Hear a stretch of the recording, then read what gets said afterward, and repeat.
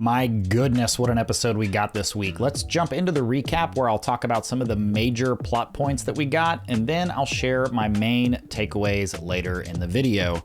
Be sure to subscribe if you haven't yet, and let's get to it. The episode opens with Darby hugging and smelling Zoomer after realizing he is Bill's biological son, which triggers a memory of a time Darby was with Bill as they observed a fire and talked about the end of the world. Back in the medical suite, Darby tells Eva she wants to see Sean, but Eva says she's resting with an infection after the tracheotomy. Darby switches her focus to the medicine cabinet and asks if it's where the morphine came from that killed Bill. Eva said it was, and also says someone was in there messing with the pacemaker receiver, but claims she doesn't know who all has been in that room. And the way Eva said that just felt super suspicious. It felt like a straight up lie or like she was trying to cover something up. So I think Eva's more involved than she's letting on. Darby strong arms Eva into the elevator and they descend 10 floors underground to Andy and Lee's living quarters. Darby informs Andy that she knows about Zoomer and suspects that Bill was killed for figuring it out and that Rohan was a witness to it all. Andy says he's always known Zoomer wasn't his biological offspring because he's sterile and there's no way he could have been the father anyway.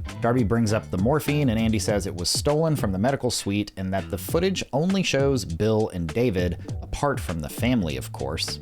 And this is the first indicator that clues are going to start pointing Darby at Lee, but let's keep going. Darby suspects Todd and Eva, and Andy says it's certainly possible that someone's trying to harm the family, but it's not Andy. He tells Darby that he was receiving treatment for his illness at the time of Bill's murder and shows Darby camera footage proving this alibi. Darby then asks Andy who he thinks had the motive to kill Bill, and Andy says this isn't even about Bill. Someone was sent to destroy Andy, and Bill just got caught up in it. Andy offers to work with Darby, and they begin looking through a LiDAR scan of the hotel the night of Bill's death. Andy explains they have the location of everyone inside and outside the hotel on the night of the murder, except for a few minutes at 11:59 when the system goes offline for an auto backup, which is exactly the moment Bill was killed. And by the way, as someone who's worked in IT, come on, there are ways to make systems redundant, and so that was a little bit annoying to me, but I digress. Here's what we see in the scan. Andy is in the medical suite with Eva receiving his treatment. Darby is outside Bill's room as he dies. Lume, Lee, Martin, and Marius are playing poker from 10 p.m. to 1 a.m.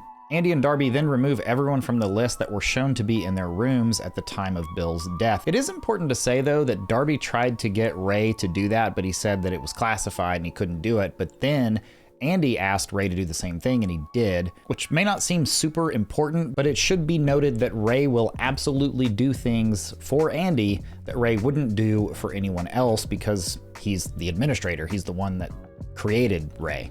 So of the people left on the screen, the only one Andy seems to be sure of is Thomas saying he was in the kitchen the whole time. Andy and Darby agree that the killer would be someone with a technical background and hacking skills, and they seem to rule out both Zeba and Todd. They start looking into David and they see that he was just standing in the hall for 10 minutes, so they start their line of questioning with him and they learn that he was hooking up with Oliver. They bring Oliver in and he says they were originally in David's room at 11:30 until David got a disturbing call and Oliver left the room. Then David showed up at Oliver's room about a half hour later. Darby says that means Oliver was alone at the time of Bill's death and also brings up Oliver's shoes, which show some wear on the tread. Oliver says he can walk, but not very far or for very long. Next, they question Lume, and she says she played poker with Lee and Martin, making no mention of Marius. Darby asks if anyone left the room during their game, and Lume says Lee did for a few minutes, but nobody else. She goes on to admit that she hacked the firewall in an attempt to reach her security team after Rohan's death in order to get her out of the hotel, but she was unsuccessful in reaching them.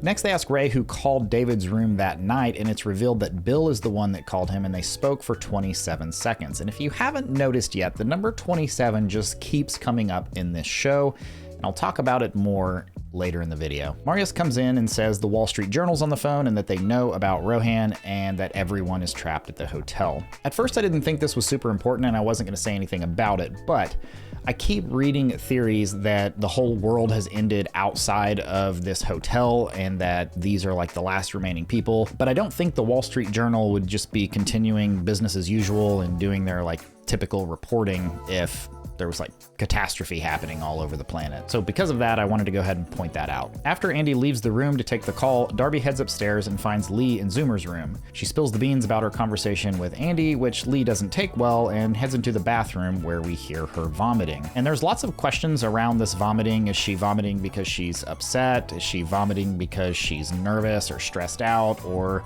I've seen some people say that she's pregnant again. Not sure about that one, but it's interesting to think about. Darby uses this moment to dig through Lee's bag and finds a wig and passport showing Lee has a second identity as Marie Larson. After Darby finds these things, Lee puts on this super creepy face and like weird persona and is like, oh, I'm not mad at you, don't worry about it. It's like the most suspicious thing in the whole episode. Really, it's the most suspicious thing Lee has done up to this point in the whole show. It's clear that Darby is pretty stressed out and she asks to go back to her room. Todd takes her back to her room and on the way he tells her that he admires her loyalty and that he is loyal to Andy and his family. Todd then gives Darby her ring back. Darby goes into her room and snorts some Adderall and then calls David and asks why Bill called him the night that he died, and David just hangs up the phone. Darby goes to her bathroom to splash some water on her face, and while she does, we hear a crash in her room and then a knock at her door. The knock is Thomas offering her some food, which he leaves at the door. A moment later, a masked figure tackles Darby to the ground and plays a phone recording that says, "There is no end to this labyrinth. If you reach the center, you will not get Bill back. I do not want to take another life.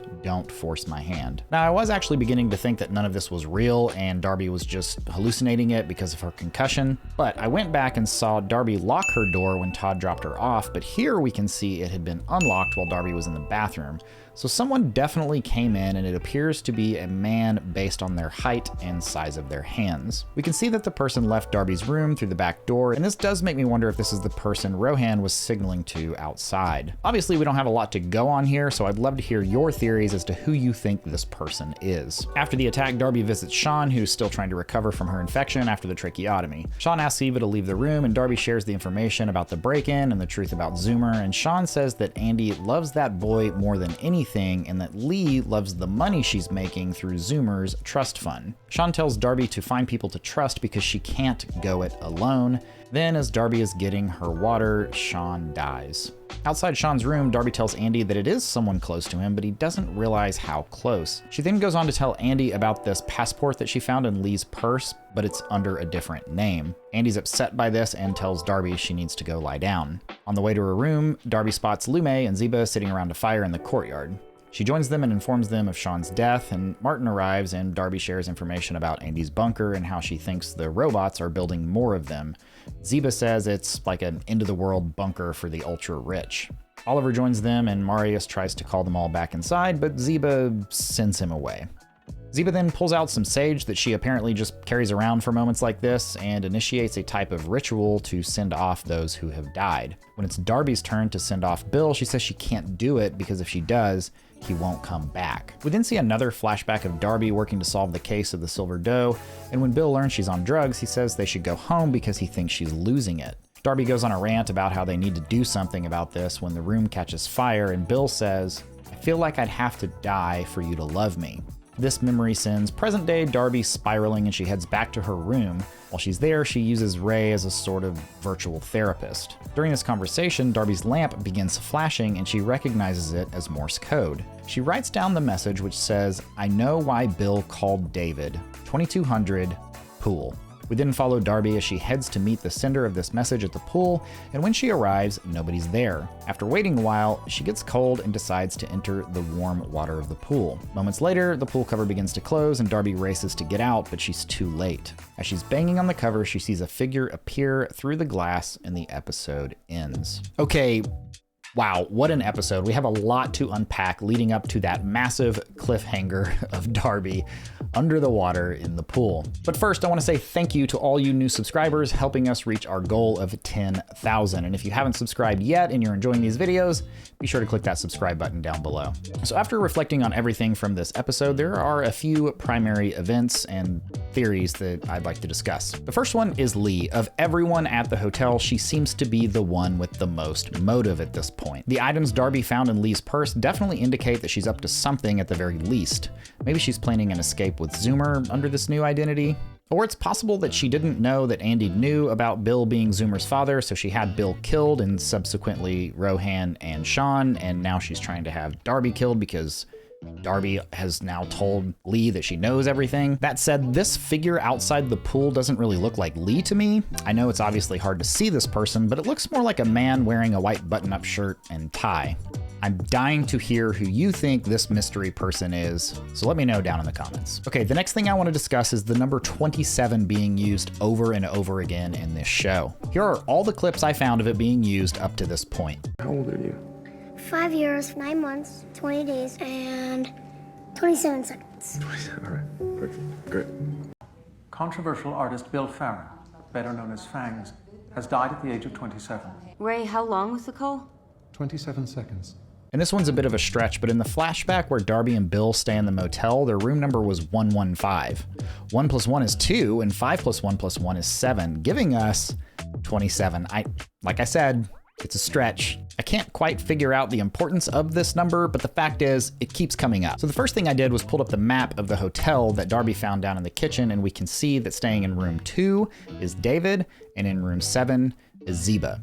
Now, David is definitely acting very suspicious in this episode, and I've already pointed out some weirdness about Zeba in the last episode, so I'm not so sure that she's innocent here either. Do you think this 27 thing is actually important, or is it just a red herring? Okay, finally, the last thing I want to talk about is the Morse code that we saw on the lamp in Darby's room. It triggered a memory of the first episode when Darby went outside to go to the backside of Bill's room, and I remember seeing a flashing light in that episode, and I thought to myself, I wonder if that's Morse code, but I told myself just to let it go. It's probably just a flickering lamp. And then she ends up going up to his window, and the lamp is laying on the floor and it is flickering. But after seeing this episode, I went back. I'm like, that's gotta be Morse code. But I kind of don't know what I'm doing, so I did clip it and I took it into my editing software and I slowed it down and I tried to figure out if it is Morse code, what is it saying? But I couldn't come up with anything that actually made any sense. The letters I came up with were N-I-N-T or N-I-N-D-T or E-N-N-D. I don't know. Maybe there's a Morse code expert out there that will be able to look at this, and maybe you'll let me know down in the comments if it actually does say anything or if this really is just a flickering lamp. Overall, this was a great episode with more End of the World vibes and, of course, more murder, or at least attempted murder. I guess we'll see what happens there next week. That'll do it for this one. Thanks for watching. We'll see you next time.